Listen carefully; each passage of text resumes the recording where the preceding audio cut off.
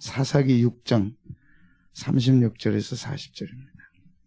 기드온이 하나님께 여쭈되, 시작. 기드온이 하나님께 여쭈되, 주께서 이미 말씀하신 같이 내 손으로 이스라엘을 구원하시려고 보소서. 내가 양털 한 뭉치를 타작마당에 두리니 만일 이슬이 양털에만 있고 주변 땅은 마르면 주께서 이미 말씀하신 같이 내 손으로 이스라엘을 하실 줄을 내가 알겠나이다 했더니 그대로 된지라. 이튿날 기드온이 일찍이 일어나서 양털을 가져다 그 양털에서 이슬을 짜니 물이 그릇에 가득하더라. 기드온이 또 하나님께 여쭈되, 주여 내게 노하지 마옵소서. 내가 이번만 말하리이다. 구하옵나니 내게 이번만 양털로 시험하게 하소서. 원하건대 양털만 마르고 그 주변 땅에는 다 이슬이 있게 하옵소서 했더니 그 밤에 하나님이 그대로 행하시니 곧 양털만 마르고 그 주변 땅에는 이슬이 있었더라. 아멘. 사사기에 그동안 온니엘, 또 에훗, 삼갈, 드보라, 하나님 멀리하고 하나님 잊어버릴 때 주는 고통이 얼마나 큰가를 사사기는 세세하게 가르쳐줍니다. 하나님이 계시할 자리에 하나님이 계시지 않고 우상이 자리 잡을 때 인생에 오는 고통이 얼마나 큰가를 사사기는 아주 리얼하게 보여주죠. 드보라는 철병거 900대가 괴롭혔습니다. 그러니까 이거는 굉장히 질적인 병거니까. 그 당시 병거라면 어마어마하죠. 근데 오늘 기드온은 미디안, 아말렉, 동방 사람들 얼마나 많이 왔는지 저 끝에서 올라오는데 보니까 이렇게 막 올라오는 게 메뚜기처럼 까마득 올라. 이거 보면 와 그러시면 돼 그냥. 해볼까요? 와 메뚜기 떼 같다 그랬어요. 얼마나 많이 낙타 떼가 막 메뚜기, 그러니까 막 가슴이 저리고 다리가 떨리고 그래서 다 산으로 도망가 버려요. 산속에서 굴에서 사는 거예요. 여러분 하나님 멀리 떠나면 그렇게 된다는 걸 말씀하고 있는 거예요. 오늘 우리에게 뭐 그럴 리 있겠어. 보십시오 이제. 그런데 어떤 일을 했나요 이 사람들이? 추수 때만 되면 몰려와가지고 그걸 다 걷어가 버려요. 홀라당 털어가는 거예요. 이스라엘 백성 아무 대안이 없어요. 7년 동안이나 그런 거예요. 그때 이제 하나님이 기드온을 보냈죠. 사자가 와서 기드온아 하나님이 너와 함께 하시다. 기드온이 막 화가 난 거야. 왜 화가 났어요? 하나님이 함께하면 어떻게 이런 일이 일어날 수 있습니까? 홀라당 털어가고 그날도 막 다 털어가니까 화가 막 났나 봐. 제가 공부를 열심히 했는데 빵점이야. 7년이나 그랬다고 생각을 해. 그거 기가 막히지 않겠니? 그지? 그 내용이야. 여러분 내가 열심히 했으니까 열매 거두리라 착각입니다. 거뒀습니까? 하나님의 은혜야. 감사하셔야 돼. 안 된다니까. 됐는데 그게 하나님의 은혜죠. 안 된다는 걸 보여주는데 7번 7년이나 되는 홀라당 다. 막 기도원에 화가 나죠. 하나님이 함께 하는데 어떻게 이런 일이 일어납니까? 홍해를 가른 과거 역사는 어디 가고 왜 이러냐.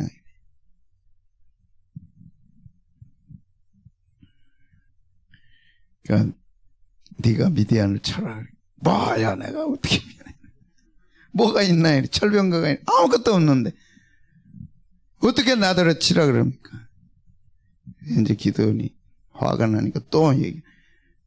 우리 집안은 므낫세 지파 중에 제일 약하고 므낫세 지파는 12지파 중에 제일 약하고 우리 집안 중에 우리 집은 가장 약하고 나는 우리 집에서 가장 약한 자다. 근데 뭘 어떻게 하겠답니까?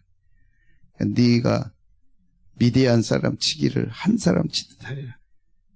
그때 믿음이 좀 들어온 것 같아요. 그러니까 그러면 내가 확증을 해 주십시오. 그러면 내가 믿겠다. 그래서 2가지 증거를 보여달라는 거예요. 하나는 제사 지낼 테니까 그걸 받아달라. 그래서 이제 제사를 소쿠리 짐승 잡아가지고 드렸더니 하늘에서 불이 내려서 확 살아왔어. 야 하나님 뵀으니 죽었구나 할 때 하나님이 죽지 않는다. 그렇게 이제 해줘. 그게 한 사건입니다.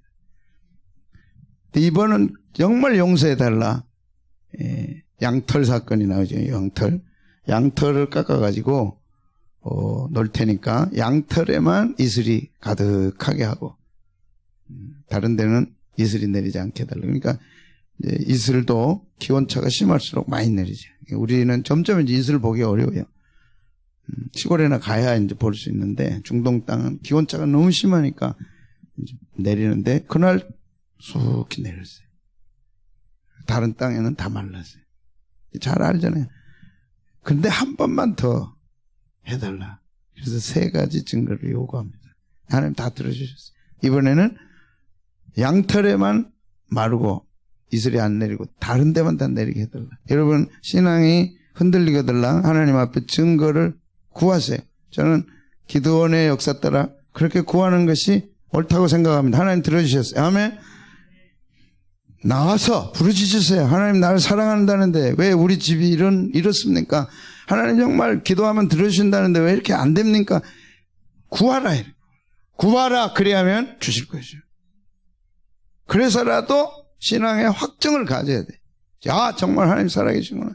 그래서 예배가 달라지고 기도가 뭔가 달라져야 된다. 우물우물하지 말고 태보하지 말고 해달라. 그래서 이제 기드온에게 하나님 다 허락을 했습니다. 그래서 첫 번째가 양털 한 뭉치를 깎아가지고 이제 놨죠. 거기에만 이슬이 내리게 해달라. 그래서 양털 한 뭉치의 의미입니다. 36절 37절 말씀 같이 한번 보겠습니다. 시작. 기드온이 하나님께 여쭈되 주께서 이미 말씀하신 같이 내 손으로 이스라엘을 구원하시려거든 보소서 내가 양털 한 뭉치를 타작마당에 두리니 만일 이슬이 양털에만 있고 주변 땅에는 마르면 주께서 이미 말씀하신 같이 내 손으로 이스라엘을 구원하실 줄을 내가 알겠나이다. 그러니까 맨날 이것만 구하면 안 되지만 결정적인 때는 구하라 이 말이죠. 대나무가 결정적인 때 매듭을 지음으로 쭉쭉 뻗어 올라가도 꺾이지 않아요. 왜? 마디가 있으니까. 신앙의 결정적인 때는 작심하고 하나님과 결판을 봐야 돼. 이해되면 아멘? 야곱이 결정적인 때 물러나지 않고 하나님의 다리를 잡고 매달려서 승리했다. 하나님 왜 이렇습니까? 왜 내가 이렇습니까? 우리 집이 왜 이렇습니까? 인생을 이만큼 살았고 이제 살 날이 얼마 안 남았는데 하나님 뭔가 보여주세요. 세상 것으로 만족할 수 없습니다. 하나님 위해 살고 싶은데 내게 뭔가 좀 보여주세요. 믿는 것도 아니고 안 믿는 것도 아니고 일이 되겠습니까? 야, 결판 내야 돼. 지지부지하게 그렇게 하지 말고 한 번 살아계심을 보여주십시오. 그 이슬이 내린 거예요. 확실하게 섰잖아 기드온이. 이렇게 하나님이 보여주신다면 그러면 300명만 데리고 13만 5천으로 간 거예요. 와, 무기도 없어. 아무것도 없어. 항아리에다가 횃불 들고 간 거예요. 하나님이 함께 하시면 된다. 이거 가지고 충분하다. 가자. 이렇게 간 거죠. 신앙은 증거입니다. 증거가 없거들랑 증거를 구하세요. 구하지도 않는다면 그건 믿음 없는 겁니다. 알고 싶다면 구하세요. 하나님 만나주세요. 살아계시다면 만나주세요. 응답해 주세요. 매달리는 아멘. 그럼 막 눈빛이 푸석푸석 빛나고 막 찬송을 해도 춤을 추고 막 13만 5천 가운데 가라 그래도 가는 거예요. 항아리 들고. 뭐 들었니? 항아리. 그 안에 뭐 있니? 횃불. 저기 안 보이는 거죠. 여러분 이 한 뭉치에는 우리나라 성경에는 없죠. 37절에 보시면 내가 양털 한 뭉치라 그랬는데 그 한 뭉치 앞에 괄호로 깎아낸 한 뭉치입니다. 깎아낸 한 뭉치. 그래서 이 양에서 깎아냈다. 그래서 첫 번째 메시지는 깎아냄의 의미입니다. 그냥 양털인데 그냥 양털이 아니고 깎아냈어. 깎아냈다는 말은 무슨 말이냐? 깎다, 멸절당하다. 이 속에 이스라엘 백성이 하나님을 버림으로 인해서 오는 깎아지는 고통과 아픔. 하나님을 버리면 깎아지는 아픔을 당한다. 하나님을 버리고 멀리하면 결국 멸절당한다. 그래서 7년 동안이나 그 고통을 당한 거죠. 수확이 하나도 없어. 7년이나 없어. 여러분 그 고통을 아세요? 사업을 하는데 열매가 없어. 7년 동안 열매가 없어요. 극심한 가뭄이 7년 들었어요. 못 견딥니다. 하나님 버림의 결과입니다. 아멘. 그런데 또 다른 의미는 그 아픔을 우리 주님이 십자가에서 깎아지는 아픔을 당하신 거예요. 그 의미가 담겨 있어요. 양에는, 양털에는. 우리가 이렇게도 생각할 수 있어요. 그냥 그릇 하나 갖다 놓고 여기만 이슬이 가득 차게 해주시고 그럴 수 있잖아. 나 같으면 그랬을 것 같아. 양털은 복잡하니까 그릇에 그냥 이게 하나님 시험하는 거라면 그릇 갖다 놓고 여기만 차게 해주세요 하나님 그랬을 거라고. 근데 그 의미가 아니야. 양털을 갖다 놓는 거야. 그 양털 때문에 예수님의 고통과 아픔이 담겨 있는 거예요. 그렇죠? 그러지 않겠어요? 이슬이 목적이라면 그릇 갖다 놓고 여기 차고 다음에는 여기는 안 차고 다른 데 주변에만 차게 해주십시오. 그럼 그릇 갖다 놓으면 될 거 아니에요. 왜 하필이면 양털이냐. 예수님의 십자가의 사건이 이 속에 담겨 있는 거예요.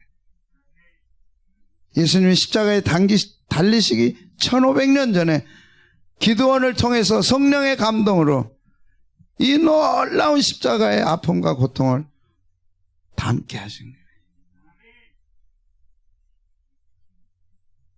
그래서 털을 깎아내는, 그래서 갖다 놓고 이슬이 내리게 해달라고 하는 이 의미 속에는 예수님의 십자가의 고통과 아픔이 담겨 있는 거예요. 그래서 양털이에요. 이해되면 하면 그냥 그릇이 아니고 양털이에요. 할렐루야. 그렇습니다. 그래서 이사야 53장 6절은 그 아픔을 예수님이 당하셨다. 내가 당해야 할 그 고통과 아픔을 예수님이 친히 담당하셨다. 같이 읽겠습니다. 시작. 우리는 다 양 같아서 그릇 행하여 각기 제 길로 갔거늘 여호와께서는 우리 무리의 죄악을 그에게 담당했다. 그에게. 자식 아프니까 하나님 차라리 내가 아프게 해주세요. 아멘.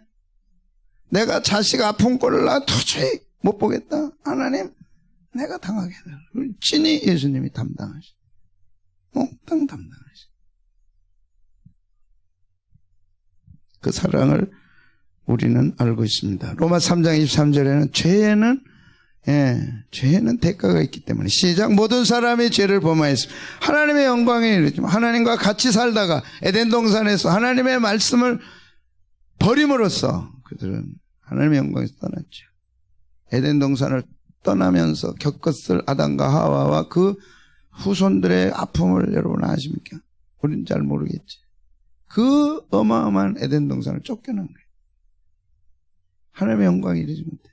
그리고 그걸로 끝나는 게 아니라 죄의 싹은 사망이래.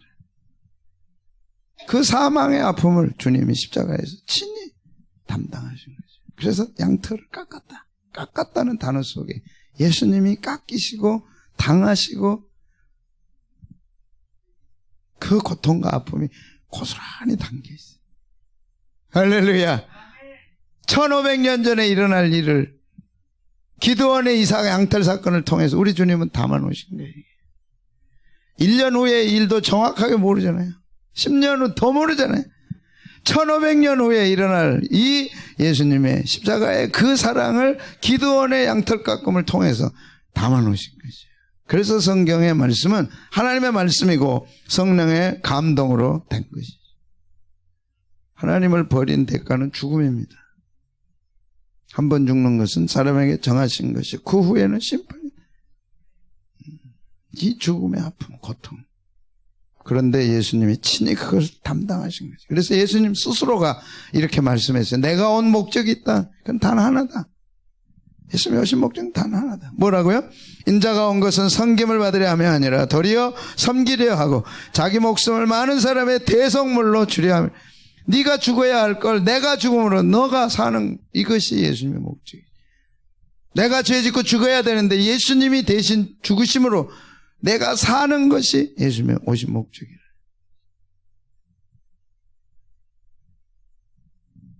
여러분 죽음이 얼마나 아픈가 아세요? 청년들 어제 공부하면서 그러네. 죽음이 뭐냐? 막연한 죽음의 아픔이 아니고 경험 있으면 얘기해. 할아버지, 외할아버지, 친아버지 돌아가실 때 어느 할아버지는 모르겠는데 외할아버지 같아. 이제 어렸으니까 마지막에 이제 입관하면서 본 거예요, 현장에서. 그래서 마지막 작별하라 하고서 이제 손을 대서 만지라 하는데 처음이니까 어리니까 그걸 만졌는데 너무 차가운. 그래서 그 충격이 아직도 있대. 그 차가운 그 충격이 막 싸늘한 그게 와닿는 게. 그래서 이제 친할아버지 돌아가실 때는 그걸 못 만진 거예요. 못 만지겠더래. 그래서 죽음이라는 걸 그렇게 차갑게 막 쫙 그걸 느끼는 거예요. 그래서 제가 그랬어요. 죽음이란 그런 거다. 하나님 우리를 이렇게 하도록 창조하신 게 아니고 우리 죄는 그렇게 죽음으로 몰아갔는데 예수님이 그 죽음을 이기시고 부활하심으로써 생명의 뜨거운 역사가 그 차디찬 시체를 다시 살리도록 만들어졌다. 아멘. 그래서 이 소망이 있는 게 아니냐. 죽음이 얼마나 무섭냐. 죽음을 물리치고 죽음의 죄값을 지불하심으로 우리를 자유케 하신 거예요. 살아나게 하셨어. 아멘. 죽어도 다시 살고 살아서 믿는 자는 영원히 죽지 아니하리니 네가 이것을 믿느냐. 예수님이 우리가 죽을 그 처참한 죽음을 죽으신 거죠. 대신 죽으신 거예요. 아니 누가 나를 위해 대신 죽으셨냐. 앞으로 누가 나를 위해 죽어줄 거냐. 아무도 없어. 아무도 없어. 아무리 사랑해도 그건 안 된다. 나를 위해 죽어줄래 그러면 꾼소리 하지 마라. 그리고 그냥 가는 거야. 누가 나를 위해 죽어줄래. 아무도 없어. 오직 한 번 주님이 나를 위해 죽으신 거예요. 근데 이 십자가의 죽으심이 너무 멀리 느껴져요. 이게 문제죠. 이렇게 가까이 느껴져야 되는데 확 와닿아야 되는데. 할렐루야. 확 와닿기를 주님의 이름으로 축복합니다. 그래서 주님이 나를 위해 죽었다니 그게 사랑, 그 사랑. 변함없으신 그 사랑. 그래서 나를 살리신 거예요. 여러분 사랑하는 사람이 죽었다가 야 진짜 다시 살아난다. 얼마나 놀랐겠어요. 죽음의 아픔을 경험해 본 사람들은 알죠. 사랑하는 사람이 죽어갔다니까. 어떻게 아무 대책이 없어. 죽으면 죽는 걸로 끝나는 거야. 아무리 사랑해도 그걸로 끝나. 그런데 그가 다시 살아나서 다시 만난다. 와 할렐루야.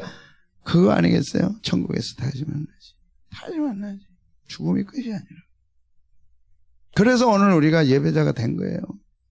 예배는 형식이 아니고 의식이 아니에요. 자리 지키는 게 아니에요. 하나님 그거 가장 싫어요. 죽은 나를 살려서 나는 하나님 앞에 예배할 수밖에 없어. 아멘. 죽은 나를 살려냈으니까. 내가 안 죽는데 뭐. 죽잖아요. 아니요. 그냥 죽음은 정거장일 뿐이야. 천국 가는 정거장.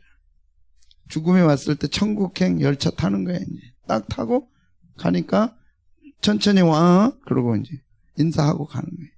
죽지 않아요. 오늘 그 감동이 우리에게 있는 건데, 야, 기드온은 그것을 양털을 통해서 경험한 거예요. 할렐루야. 그걸 경험했는데 기드온이 그러면 미디안한테 갈 때 가겠어 안 가겠어? 다 죽여버리는데 그 능력을 경험했어. 미디안한테 가겠어 안 가겠어? 가지요. 하나님을 경험하면 가지요. 부활의 능력을 경험하면 가지요. 이것이 양털의 사건입니다. 사건의 의미입니다. 아멘. 그래서 하나님을 진짜 만나는 증거를 갖고 확증을 가져요. 그런 사람의 예배가 다르죠. 교회 오는 게 다르죠. 누가 막을 수가 없어. 미디안 13만 5천한테도 가는데 누가 막혔어? 양털 사건으로 가잖아요. 그 다음에 뭘 들고 가요? 무기 들고 가는 게 아니라 항아리 들고 횃불 들고 가잖아요. 하나님을 만나면 이렇게 되고 하나님의 확증을 받으면 이렇게 된다니까.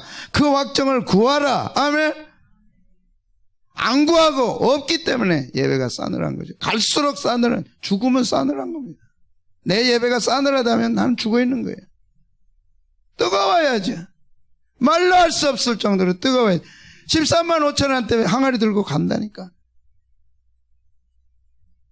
나는 간다. 갈 사람 갑시다. 300명 나오는 거예요. 생각해보세요. 그들이 천국 가죠. 천국 갈 사람은 항아리 들고 갑니다. 그게 믿음입니다. 그게 천국 가는 믿음이에요.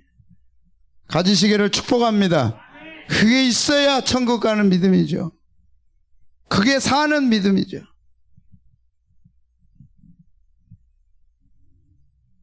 로마서 5장 8절입니다. 너무 귀한 말씀 많이 들었죠. 외우시고 적어놓고 외우시고 찾으시고 외우시고 꼭 외워야 하고 마음에 심어야 할 말씀입니다. 시작. 우리가 아직 죄인 되었을 때 그리스도께서 우리를 위하여 죽으심으로 하나님께서 우리에게 대한 자기의 사랑을 확증하셨느니라. 이 확증을 가지란 말이죠. 확증하셨으면 확증을 가져야죠. 수표가 너무 돈이 많아. 은행에 가서 이거 맞아요? 은행에 확인했더니 맞대. 그러면 써야 돼, 안 써야 돼? 써야죠. 이 확증이 없으니까 문제죠. 확증을 가지세요. 없으면 달라 그랬어요. 은행에 가서 확인하듯이 땅땅 스탬프 찍어. 이건 맞다. 딱 받아야 돼. 네 믿음 옳다. 아멘. 그러면 13만 5천 원대 달려가는 거예요. 이게 승리의 근거입니다. 승리의 확증입니다. 긴가민가해서 천국 못 갑니다. 여러분 여태까지 예수 믿고 천국 못 가면 충격 아니에요? 확증 달라고 기도하세요. 주십시오.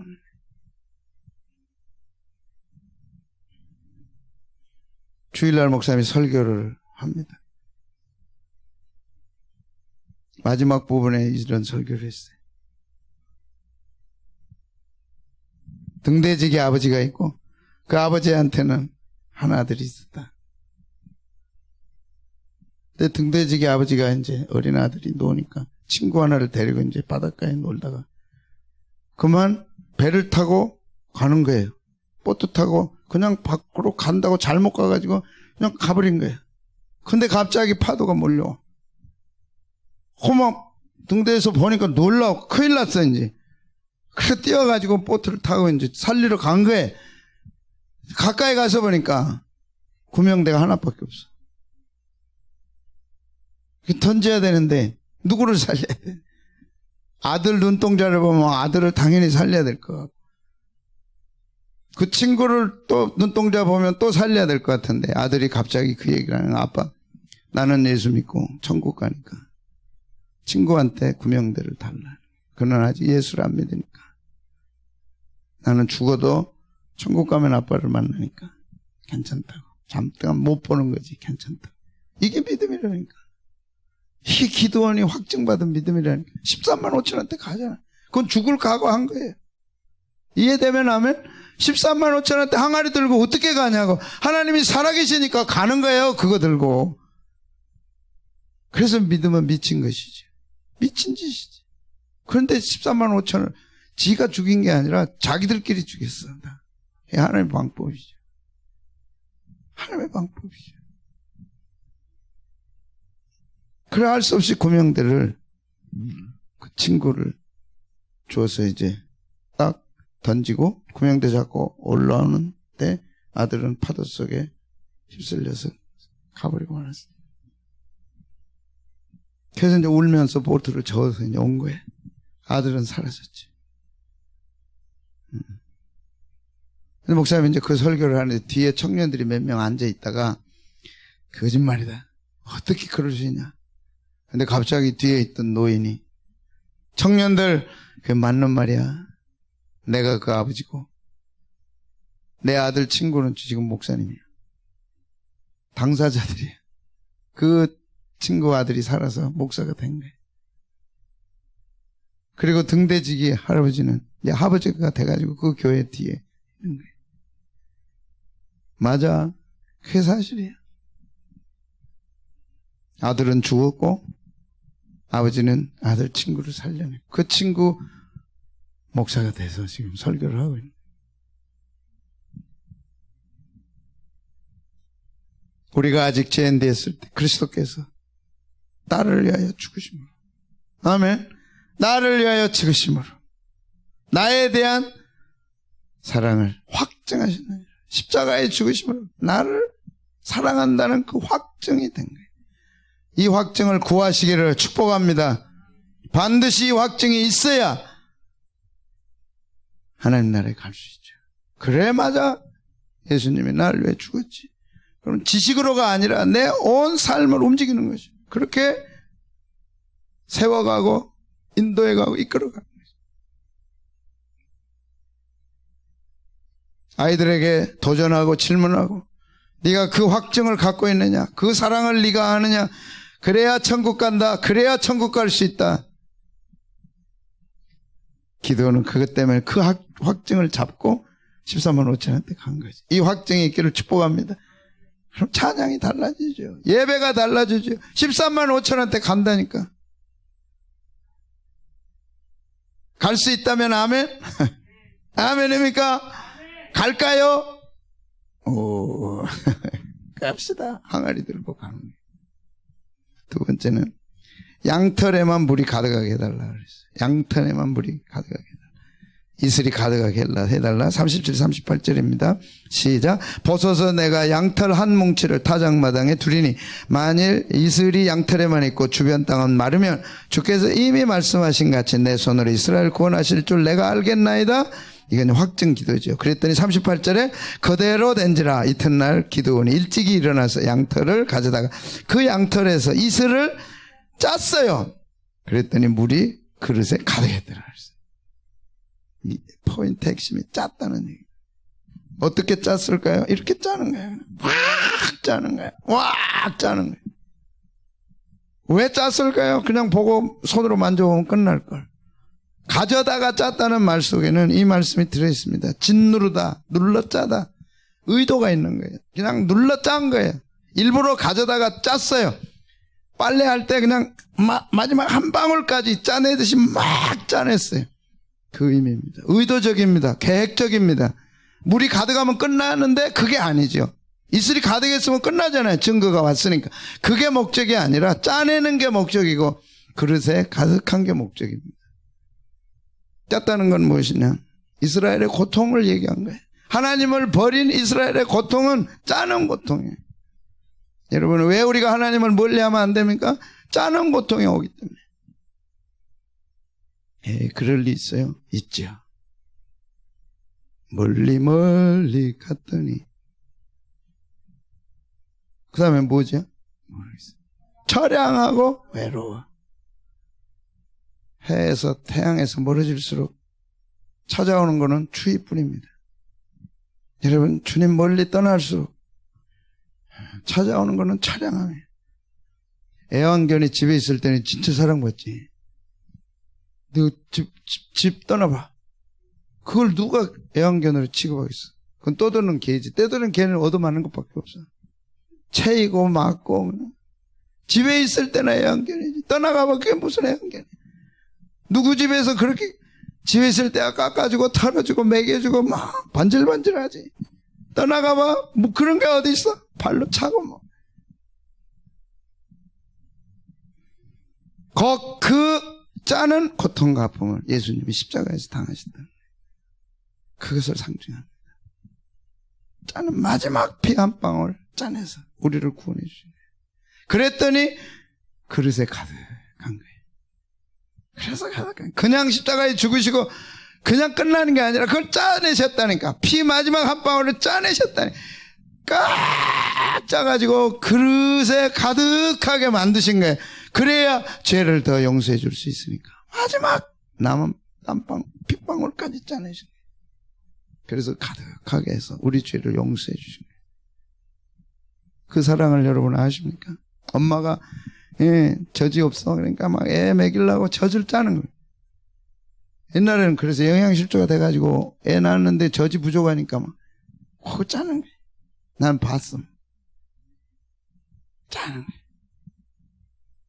하나님은 그 아들을 통해서 마지막 피 한 방울을 짰다니까. 어떻게 하면 우리를 더 용서해 줄까? 이게 십자가의 사랑입니다. 여러분, 하나님이 가장 분노하는 것은 이 십자가의 이 엄청난 사랑을 믿지 않는 것에 대해서 하나님은 분노하세요. 그래서 마지막 심판은 무섭습니다. 왜? 하나밖에 없는 아들, 그것도 십자가에서 죽었어. 그것도 마지막 피 한 방울 짰다니까.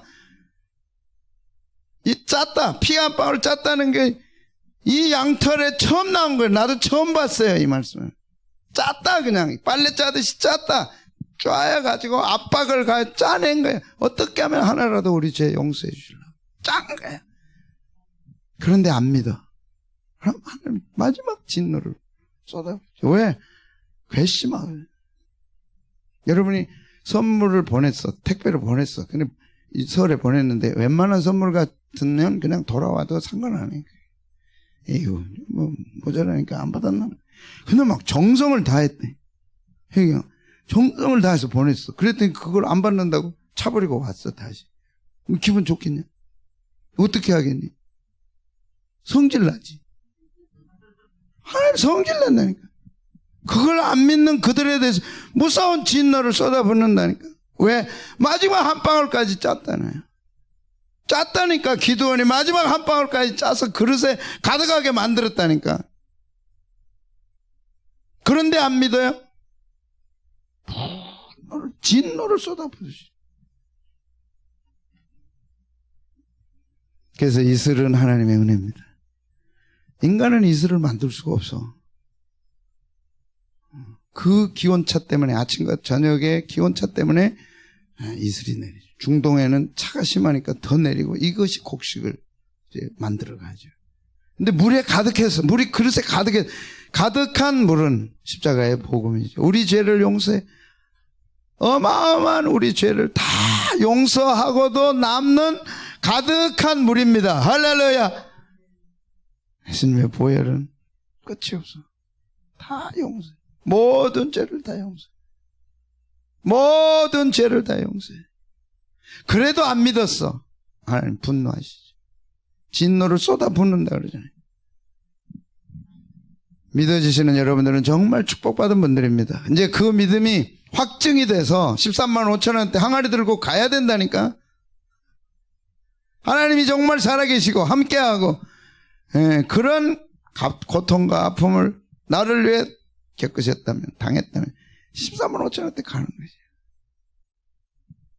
그리고 풍성하고 충분한 보혈의 축복이죠. 그래서 예수님이 요한복음 19장 28절에 내가 목마르다 짜내시니까 다 짜내니까 다 짜냈어. 마지막 한 방울까지 짜냈어. 그러니까 목마르신 거죠. 자, 시작. 그 후에 예수께서 모든 일이 이미 이루신 줄 아시고 성경을 응하게 하려 하사 이르시되 내가 이 목마름은 지옥의 목마름입니다. 여러분, 거지 나사로와 부자의 그 예화 가운데서 거지 나사로는 아브라함 품 천국에 갔어. 그런데 부자는 호화호시 가다가 지옥불에 떨어져서 너무 목마른 거야. 물 한 방울만 나사로 시켜서 찍어달라. 그래서 혀를 좀, 물 한 방울의 시원함, 많지도 않아. 그 한 방울의 시원함을 경험하게 해달라. 그것도 거절당하는 것이 지옥이라니까. 그 지옥의 경험을 예수님이 하신 거예요. 예수님이 십자가에 죽으시면 지옥의 아픔을 다, 고통을 다 겪으신 거예요. 그리고 우리를 지옥에서 해방시키신 거예요. 그러니 우리는 춤추며 찬양해야죠. 춤추며 찬양해야죠. 아멘. 지옥에서 벗어난 우리는 춤추며 찬양해야죠. 발떡 뛰면서 찬송해야죠. 예배가 싸늘하다는 것은 그는 지옥의 형벌을 모른다는 거고 십자가의 그 고통을 모른다는 거고 자유함이 얼마나 큰가를 모른다는 거죠. 그래서 그렇다면 확증을 해야 돼. 무슨 예배가 그렇게 뭐 복잡하고 떠들썩하고 뭐 그럴 필요 있냐. 조용히 왔다 조용히 가지. 그게 신사적이고 그게 교양인으로서 가는 거고 지성인이 그래야지. 그게 뭐냐. 그럴 수 없죠. 다윗은 왕으로서 춤췄다니까. 왜? 그럴 수밖에 없어. 지옥에서 벗어났는데 그 확증을 갖고 있는데 그냥 할 수 없죠. 그 얘기를. 우리 교회가 이제 새벽에도 뜨거워지고 이제 점점 뜨거워져서 얼마나 좋은지 모르겠어요. 아멘 할 때도 막 아멘 그래서 이제 막 하는데 좋습니다. 아멘 하자. 가만히 있을 수 없는 거예요. 왜 가만히 있느냐? 죽어 있으니까.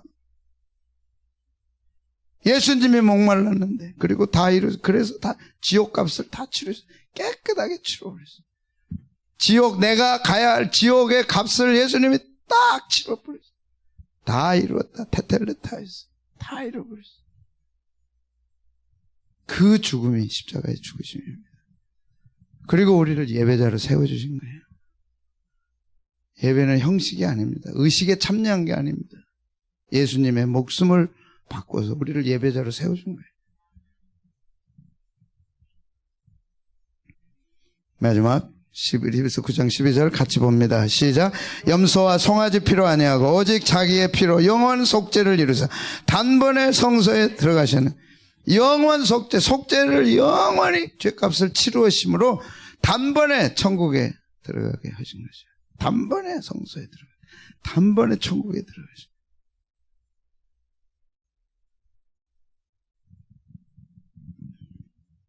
그래서 짠 거예요.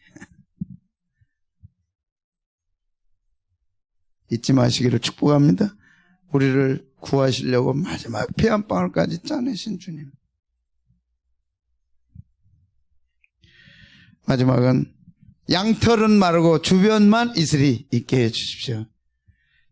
이제 기도원도 미안했던지 마지막 이것만 구하겠습니다. 예. 근데 여기에 깊은 뜻이 있는 거죠. 이제 양털에는 이슬이 내렸어. 근데 이제는 안 내리게 해주십시오. 그리고 주변에만 내리게 해주십시오. 그 뜻이었어요. 39, 40절 보겠습니다. 시작. 기드온이 또 하나님께 여쭈되 주여 내게 노하지 마옵소서. 내가 이번만 말하리다. 구함나니 내게 이번만 양털로 시험하게 하소서. 원하건대 양털만 마르고 그 주변에는 다 이슬이 있게 하옵소서 했더니 그 밤에 하나님이 그대로 행하시니 곧 양털만 마르고 그 주변 땅에는 다 이슬이 있었다. 그대로 하셨어요. 하나님이 기뻐하셨어요. 확증받는 신앙을 갖기 위해 하나님 앞에 구하는 것을 기뻐하십니다. 자식의 아버지 부모 사랑을 의심해. 그럼 부모가 가만히 있으면 안 되지.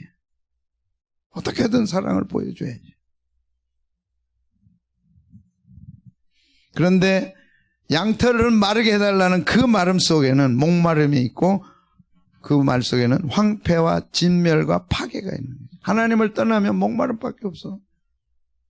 하나님을 떠난 인간은 목마름밖에 없어. 결국 황폐해지고 파괴되고 부셔지고 깨진다는 걸 의미하고 그것을 이스라엘 백성들이 경험한 거죠. 하나님을 떠나면 목마름밖에 없다.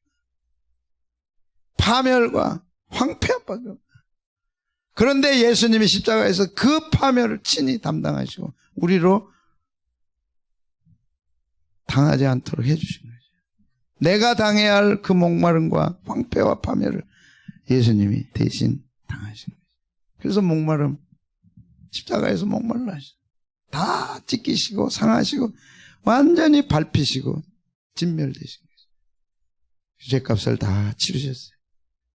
그리고 주변 땅에 이슬이 내리게 해달라 하는 그 이슬 내림은 이슬로 덮어달라는 뜻이에요. 그래서 깨끗하게 이슬로 덮였어요. 두 가지 의미입니다. 첫째, 하나님의 백성에게는 축복의 사인입니다. 이슬이 내렸다는 것은 하나님의 백성에게는 축복의 사인이죠. 미디안 땅에는 심판을 의미합니다. 하나님의 능력으로 이슬이 내려서 가나안 땅, 우상을 숭배한 이스라엘 가나안 땅에는 하나님이 능력으로 심판하리라. 그래서 두 가지 의미를 갖고 있습니다. 그래서 하나님의 은혜를 아는 우리들에게 이슬이 내렸다는 건 하나님의 능력으로 덮으셨다는 뜻이죠. 범죄한 가나안 땅, 우상숭배한 그 땅에 이슬이 내렸다는 것은 하나님의 능력이 임한 거죠. 우상숭배한 자들에게 하나님의 능력은 심판입니다. 하나님이 박살내시는 거죠. 그것도 싸워가지고 박살내는 게 아니라 항아리 깨가지고 박살냈어요. 아주 초라하게 깨진 거예요. 이해되면 하면? 아니 군인들이 무장하고 있으면 싸워서 져야 되잖아요. 그게 아니라 항아리 깨져가지고 다 죽었다니까. 주먹 쥐어봐요. 이렇게는 죽지 말자. 한 번이라도 싸워보고 죽어야지. 하나님이 역사하시니까 싸워보지도 않고 자기들이 죽은 숫자가 13만 5천이에요. 하나님이 역사하면 그렇게 되는 거예요. 오늘 우리에게 이슬이 덮이기를 축복합니다. 그 이슬은 뭐냐? 은총의 이슬이에요. 이 이슬을 경험한 사람이 룻입니다. 룻기 3장 9절에 당신의 옷자락으로 펴서 나를 덮으소서. 이국 땅에서 시어머니 따라왔어. 아는 사람 하나도 없어. 은혜가 아니면 살아갈 수가 없어. 그런데 보아스에게로 갔어. 이제 밤에 새벽에 가서 이제 보아스가 깨보니까 누가 있어. 누구냐? 그러니까 이제 룻이 대답하게. 네가 누구냐? 뭐라고 대답해요? 대답해야 돼. 시작. 나는 당신의 여정 룻이오니 당신의 옷자락을 펴 당신의 여정을 덮으소서. 이는 당신이 기업물을 옷자락을 펴서 덮어주지 않으면 죽어서 죽어. 이제 우리 인생길에는 옷도 필요하잖아요. 근데 육신을 위해 옷만 필요한 게 아니잖아요. 영혼의 옷도 필요하잖아요. 덮어줘야 돼. 인생길 가는 길에 우리는 하나님의 절대적인 은총에 옷이 필요해. 덮어줄 옷이. 세상에는 구할 수가 없어. 코로나로 자살한 사람이 배가 됐다 그러잖아요. 왜? 너무 추우니까. 은총의 날개를 펴서 은총의 옷을 입혀주시면 살아나는 역사가 있을 줄로 믿습니다. 은총의 옷은 우리를 따뜻하게 만들어주고 세워주는 것이죠. 당신의 여정이오니 옷을 펴서 나를 살려달라. 나는 기업물을 짜다.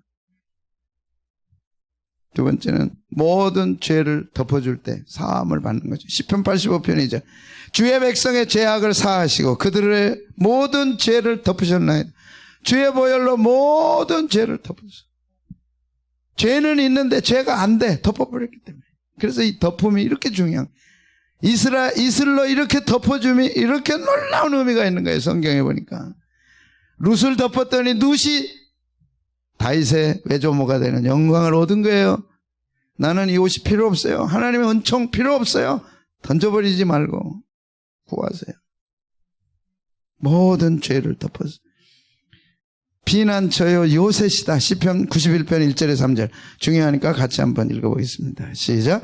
지존자의 은밀한 곳에 거주하며 전능자의 그늘 아래 사는 자 나는 여호와를 향하여 말하기를 그는 나의 피난처요 나의 요새요 내가 의뢰하는 하나님이라 하리니 이는 그가 너를 새 사냥꾼의 올무에서와 심한 전염병에서 건지실 것이미로다.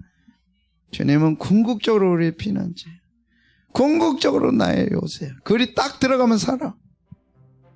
데이트할 때 춥다 그러니까 옷 딱 벗어서 덮어주잖아요. 기억나요? 오래돼서 안 나?